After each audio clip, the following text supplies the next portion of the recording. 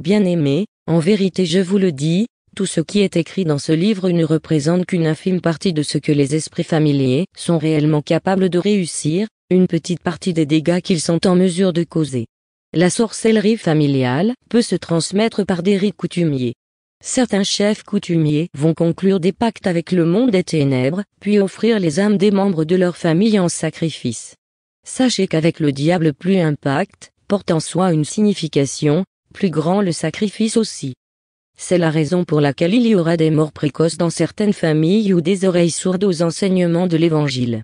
Au sein d'autres familles apparaîtront également nombre d'enfants souffrant de mongolisme parce que leurs cervelles auront été offertes en sacrifice.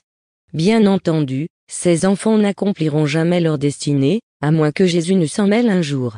En outre, bien des jeunes dans ces familles ne se marieront pas et, de même, d'autres n'arriveront pas à trouver du travail malgré leur niveau d'études conséquent. Les exemples sont légion. Ces esprits familiers vont contrôler des familles entières afin de s'assurer que personne n'y réussisse. Comme je l'ai dit plus haut, leurs victimes auront eu beau posséder un bagage intellectuel ou une intelligence brillante, tout ce qu'ils entreprendront ne sera jamais conduit jusqu'à son terme. C'est ce que l'on appelle l'esprit de non-accomplissement. Les esprits familiers s'assureront que vous soyez des porteurs de valises. Vous pourrez même avoir de l'argent, ils s'assureront que vous ne fassiez rien de cet argent.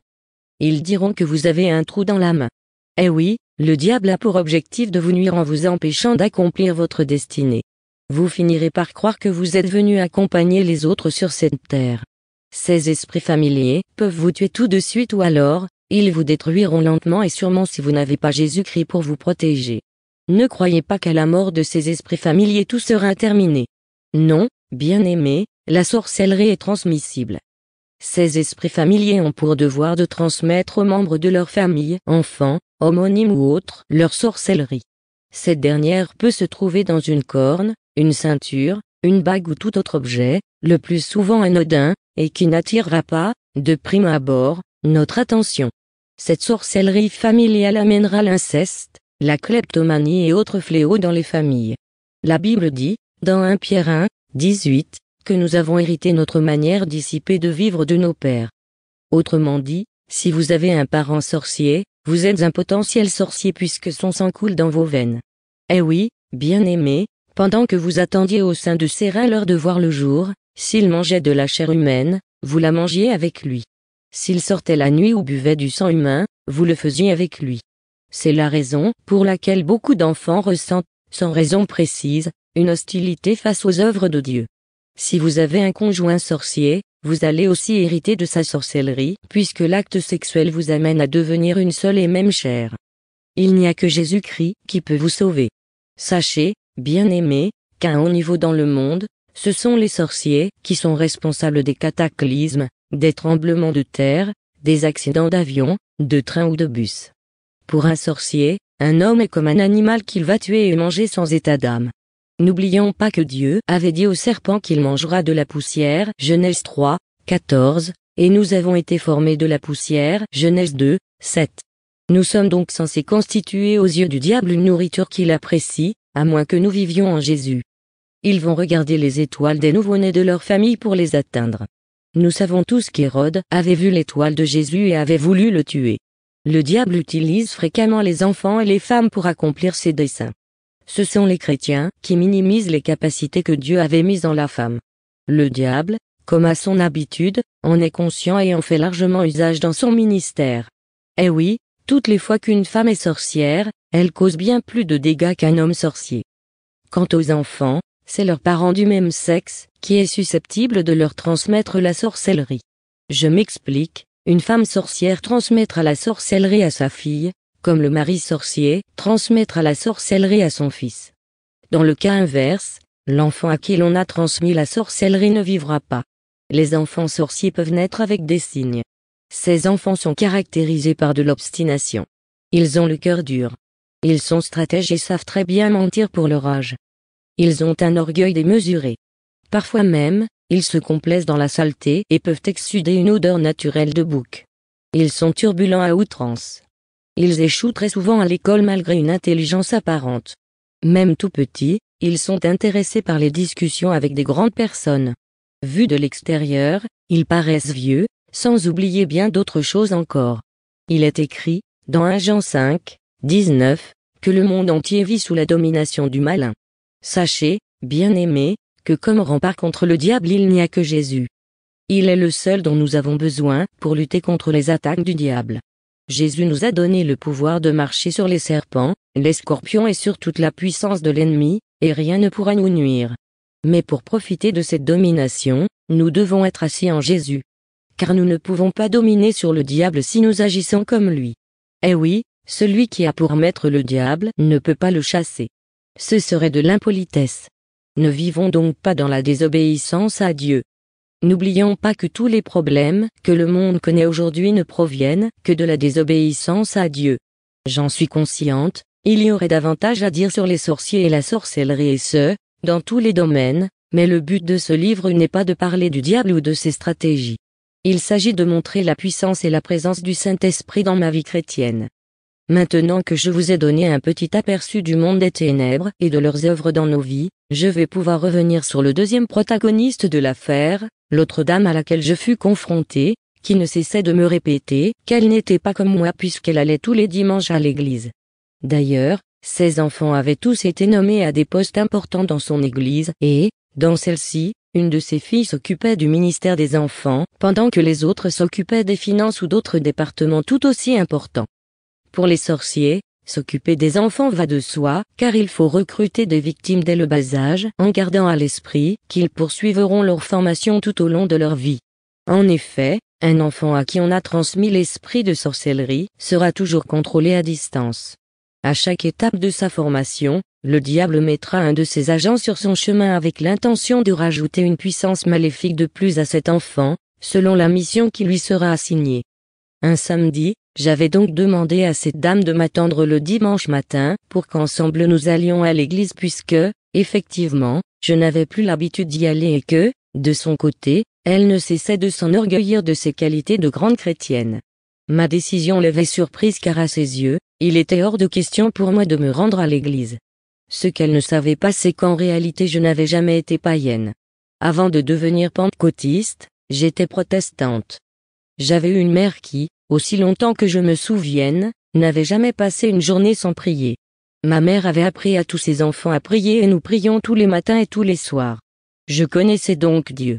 Comme je l'ai dit plus haut, j'avais uniquement choisi de demeurer une chrétienne non pratiquante, ce qui constituait, encore une fois, un mauvais choix.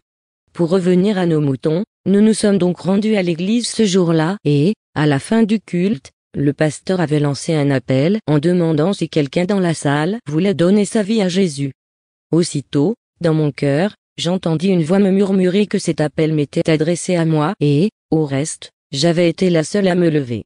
Comme c'était une petite église et que tous ceux qui étaient présents ce dimanche-là avaient déjà répondu à cet appel, j'étais naturellement, ce matin-là, la seule nouvelle venue et, bien évidemment, j'avais répété à la suite du pasteur la prière de repentance, cette prière qui, officiellement, m'avait amené à changer de camp.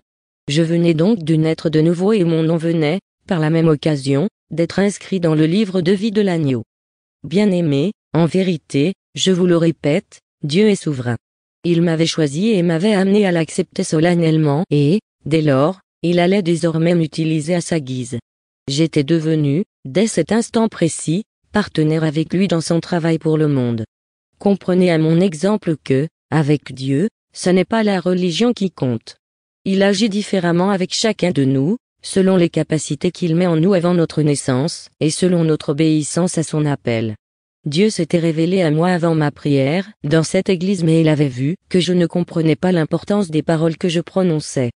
Aussi s'était-il assuré qu'un pasteur m'amène à la prière de repentance. Bien-aimé, ceci est mon parcours avec Dieu. Ce ne sera pas forcément le vôtre, car, encore une fois, Dieu est souverain.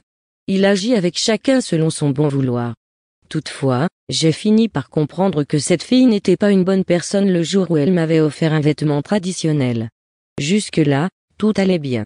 Naturellement je m'en étais réjoui, d'autant plus que je venais de rentrer d'Europe, où j'avais passé une trentaine d'années, et j'avais très peu de vêtements traditionnels africains. Cette dame avait un problème d'écoulement permanent d'un liquide jaunâtre, qui l'obligeait à mettre des serviettes périodiques tous les jours.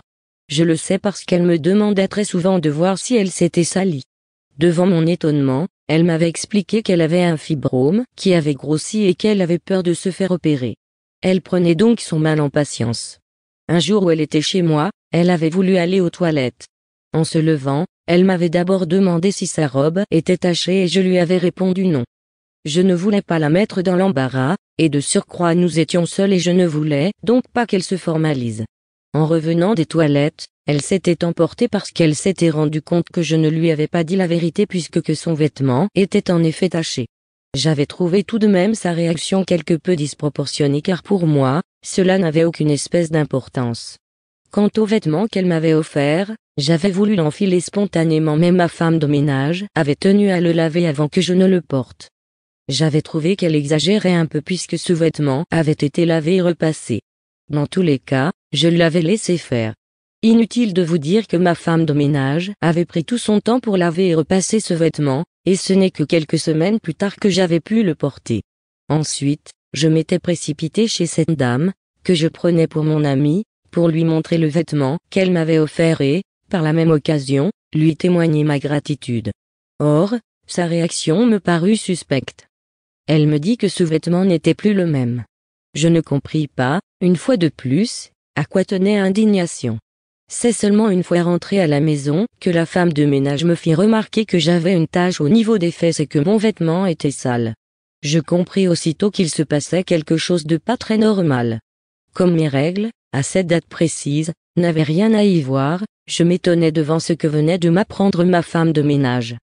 Je m'empressai donc d'aller dans la salle de bain, mais quelle ne fut ma surprise lorsque je constatai que c'était le même liquide jaunâtre que je voyais sur les vêtements de cette dame de temps en temps, qui tachait également mon vêtement.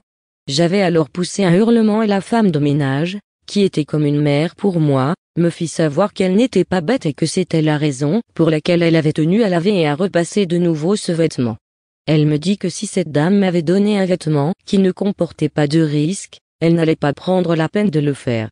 En fait, elle n'avait tout simplement pas su comment m'empêcher de le porter. Bien-aimés, faites attention aux vêtements que l'on vous donne, même ceux que vous achetez à la friperie.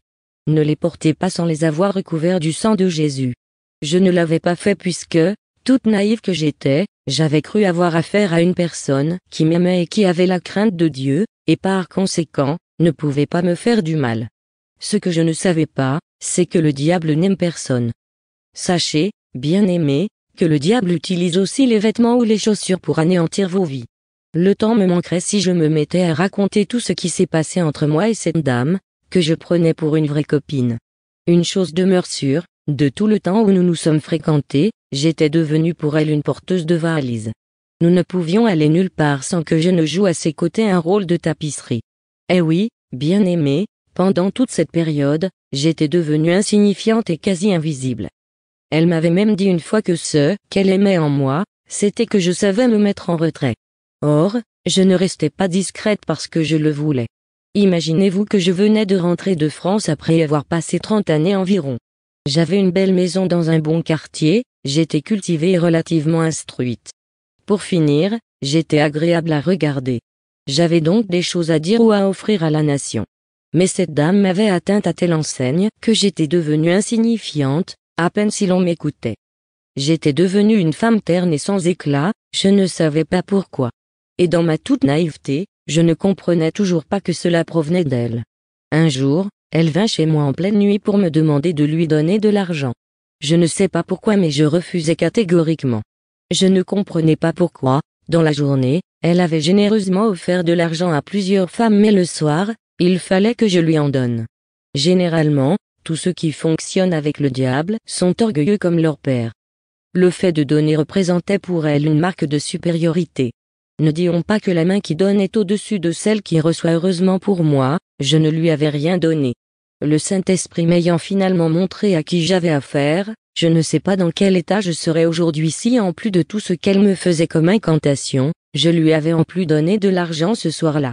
Sachez, bien-aimés, que cette dame n'est pas la seule à porter en elle une puissance diabolique. Bon nombre de vos copines ou copains, que vous soyez homme ou femme, sont pareils. Vous ne savez pas pourquoi, depuis que vous les fréquentez, les choses ne marchent plus pour vous. Sachez qu'en tant qu'amis ils sont les premiers à connaître vos projets. Ils vont donc s'assurer de les ruiner facilement pendant que vous allez accuser les autres. Le diable étant à la fois le père du mensonge et leur père à eux, ils vont toujours vous aider à orienter vos soupçons vers d'autres personnes. Même au travail, ils feront semblant d'être vos amis alors qu'ils s'assureront que vous n'ayez aucune évolution au niveau de votre carrière. Ayez donc le discernement de l'esprit et posez-vous la question de savoir pourquoi les choses ne marchent plus dans votre vie depuis qu'ils en font partie. N'avez-vous jamais remarqué, pour certains d'entre vous, que depuis que vous vous êtes marié avec une certaine personne, les choses ne vont plus bien pour vous, vous n'avez plus d'évolution de carrière, vos projets ne se réalisent plus. Vous tournez en rond et rien ne va plus dans votre vie. Analysez donc votre vie, et si tel est le cas, fuyez. Sachez, si vous êtes chrétien, que vous pouvez vous en remettre à Dieu le Saint-Esprit et prier pour votre conjoint. Dans tous les cas, Dieu est au-dessus du diable. À force de prier sincèrement, vous finirez par déstabiliser votre conjoint sorcier. Soit il vous quittera, soit il abandonnera la sorcellerie. Je vous conseille de passer du temps dans la présence de Dieu aussi souvent que possible, car les rapports sexuels vont amener les partenaires à devenir une seule et même personne. Si donc vous n'avez pas Jésus, vous deviendrez aussi sorcier, ce n'est qu'une question de temps. Soyez rassurés bien-aimés, cette femme n'avait pas pu me passer son serpent et je dois cet échec uniquement à Dieu le Saint-Esprit et lui seul. C'est une des raisons pour lesquelles beaucoup de gens sont sorciers en Afrique. Eh oui, nous savons tous que l'Africain n'est pas par nature monogame. Plus nombreuses sont femmes et ses concubines, plus il est viril à ses propres yeux ou à ceux de son entourage. Et parmi ses conquêtes, il y a des sorcières. Après l'acte sexuel, les partenaires vont avoir l'impression que rien n'a changé. À la limite, ils auront peur des maladies sexuellement transmissibles s'ils ne se sont pas protégés, mais ils vont oublier le côté spirituel de la chose. Il y a encore quelque chose de très important que je dois vous dire. Pour un homme, sa progéniture se trouve au niveau de ses reins, et donc, dans ses spermatozoïdes. Ce qui veut dire que toutes vos erreurs seront transmises à votre descendance. La plupart des enfants, comme je l'ai dit plus haut, se retrouvent sorciers tout simplement par l'héritage transmis par leur père. Les mères aussi transmettront cette sorcellerie à leurs enfants par le sang, le cordon ombilical et le sein. Dans tout ce méli-mélo, sachez, bien-aimés, que Dieu le Saint-Esprit est notre meilleur ami et que, quelles que soient les erreurs que nous avons commises, si nous nous repentons d'un cœur sincère, il est capable de nous pardonner et de nous dépêtrer de moult problèmes, surtout lorsqu'il constate notre naïveté. Il sait tout et voit tout. Il veille sur nos vies et nous ouvre les yeux quand il le faut, de peur que nous ne puissions plus être manipulables par le diable. Sachez encore une fois que le plus grand des péchés que nous pouvons commettre c'est de tourner le dos à Jésus et d'aller vers un autre Dieu. Tant que nous ne le faisons pas, Dieu le Saint-Esprit nous aidera, quoi qu'il nous arrive. Eh oui, bien-aimés, Dieu ne se sépare pas de ses amis. D'un autre côté, il ne force personne à le suivre. Ce qui veut dire que le diable aussi ne peut pas vous forcer à le suivre. Vous devenez et demeurez sorcier si et seulement si vous le voulez bien, car si vous appelez sincèrement Dieu à votre secours, il vous délivrera de la sorcellerie. Sachez encore que, même si l'on vous impose les mains dans certaines églises qui pratiquent la délivrance, il n'y a que la parole de Dieu qui délivre réellement. La Bible ne dit-elle pas que seul celui que Jésus a délivré est réellement libre, et vous savez tous que Jésus est la parole. C'est la raison pour laquelle vous verrez plein de gens échouer partout où ils iront, car la véritable délivrance ne peut nous venir que de la parole de Dieu. Pour en revenir à ce que je disais plus haut, une fois en présence de Dieu comme bien d'autres personnes zélées dans la prière, Dieu s'empressa de s'immiscer dans ce chapitre de ma vie. Après l'épisode du vêtement, comme cette dame me trouvait constamment en train de prier et que, entre-temps, j'avais acheté des chiens, notre relation s'était arrêtée net. Eh oui, elle ne supportait pas ce que j'étais devenu et, en plus, j'avais des chiens, chose qu'elle détestait énormément. Bien-aimés, je tiens encore à vous signaler que vous devez vous méfier de tous ceux qui viennent chez vous et qui causent la grogne de vos chiens. Il y a une catégorie de personnes qui ont peur des chiens, c'est naturel, et, d'ailleurs, les chiens se borneront à aboyer raisonnablement en leur présence. En revanche, si vous voyez vos animaux de compagnie se déchaîner sur certains, fussent-ils des bébés, au point de ne même plus vous écouter, et chercher à les mordre toutes les fois qu'ils les verront, posez-vous la question de savoir quel est l'esprit qui anime ces personnes. La dernière fois que cette dame est venue chez moi, ma chienne, qui voulait la mordre, s'était approchée, mais subitement, sous mes yeux, la dame avait commencé à faire des incantations après avoir fermé les yeux. Ma chienne avait stoppé net son élan et, après cet épisode, elle était restée 6 mois au moins sans aboyer. Il avait encore fallu que ma femme de ménage s'en mêle pour que ma chienne redevienne normale et recommence à aboyer. Après toutes ces péripéties, une de mes filles spirituelles était venue me raconter que certaines femmes ont des serpents dans le ventre et qu'elles n'hésitent pas à les distribuer aux hommes lors des rapports sexuels ou alors à certaines femmes d'une manière mystique. Pendant qu'elle me parlait, j'eus la révélation de ce que cette dame avait voulu me faire. Elle voulait me refiler son serpent, mais elle avait échoué. Le jour où elle m'avait demandé de lui dire si sa robe était mouillée, si j'avais dit oui, mon oui aurait été transformé en un oui, je reçois, et elle aurait réussi son coup. Quelque temps après, cette dame s'était encore arrangée pour venir me saluer à la fin d'un culte. Je ne savais pas pourquoi elle avait tenu à être gentille avec moi ce jour-là, d'autant plus qu'on ne se parlait plus, mais je n'avais pas tardé à comprendre le but de ces salutations, car aussitôt après, j'avais ressenti une sorte de stress m'envahir et j'avais commencé à prendre peur sans raison. Je n'osais plus m'engager dans quoi que ce soit, tellement j'avais peur. C'est ce que le diable peut faire dans la vie de plusieurs d'entre nous. Il instille la peur dans le cœur de ses victimes afin de les amener à ne plus rien entreprendre. Beaucoup ne vont pas vivre leur destinée rien que par peur. Sachez, bien-aimés, que la peur est le contraire de la foi. Si vous avez peur, vous tournez le dos au Saint-Esprit, qui est un esprit de force et de courage. Nombre d'entre vous vont quitter leur pays à cause de la peur et iront s'exiler dans d'autres pays. Certains sont errants et n'ont aucune stabilité à cause de la peur. Quel que soit votre niveau d'études, vous deviendrez une personne assistée à cause de la peur. Sachez, bien-aimés, que contre le diable il n'y a que Jésus et le combat que nous devons livrer n'est pas un combat physique. Si Dieu avait su que nous pouvions livrer ce combat seul, Jésus ne serait pas venu mourir sur la croix pour nous. Bien-aimés, Dieu sait que le combat que nous livre le diable est le sien et non le nôtre. Ce combat tire son origine depuis le ciel, lorsque Lucifer avait raté son coup d'état. Il avait été précipité hors du ciel et était descendu sur terre, animé d'une haine violente et cherchant à se venger de Dieu. Quelle meilleure vengeance que de s'attaquer à la créature que Dieu aime tant. Celui qui ne vous aime pas, s'il ne peut pas vous affronter directement, se rabattra sur vos enfants, conscient que, en faisant du mal à ces derniers, il vous aura fait souffrir malgré tout. Dieu ne peut donc pas nous abandonner et il nous aide dans ce combat. Romains 8, 37 dit, mais dans toutes ces choses, nous sommes plus que vainqueurs par celui qui nous a aimés.